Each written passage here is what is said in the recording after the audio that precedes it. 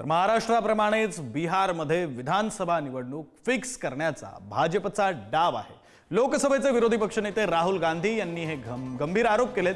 निवडणूक फिक्सिंगचं सर्वात मोठं उदाहरण म्हणजे महाराष्ट्र विधानसभा निवडणूक असंही राहुल गांधी म्हणाले। एका लेखातून राहुल गांधींनी हे गंभीर आरोप केलेत। महाराष्ट्र विधानसभा निवडणुकीतील मतांची टक्केवारी आणि सत्ताधाऱ्यांना मिळालेल्या जागांवर राहुल गांधींकडून सवाल उपस्थित करण्यात येत आहेत। महाराष्ट्र विधानसभा निवडणुकीमध्ये हेराफेरी झाली। राहुल गांधींनी सत्ताधाऱ्यांवर हा थेट आरोप केला। महाराष्ट्राप्रमाणेच आता बिहारमध्ये सुद्धा हेराफेरी करून भाजपकडून निवडणूक जिंकण्याचा डाव आहे असंही राहुल गांधींनी म्हटलं।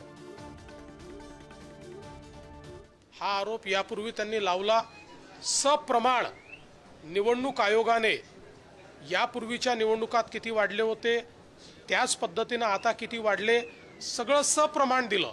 पण रोज खोटं बोलायचं ही एक सवय राहुल गांधींना लागलेली आहे, कारण ते स्वतःच्या मनाला समजवत आहेत। जोपर्यंत राहुल गांधी या ठिकाणी सत्य स्वीकारणार नाहीत, जोपर्यंत ते जागे होऊन जमिनीवर काम करणार नाहीत, तोपर्यंत त्यांच्या पक्षाला कुठलंही भवितव्य उरलेलं नाही।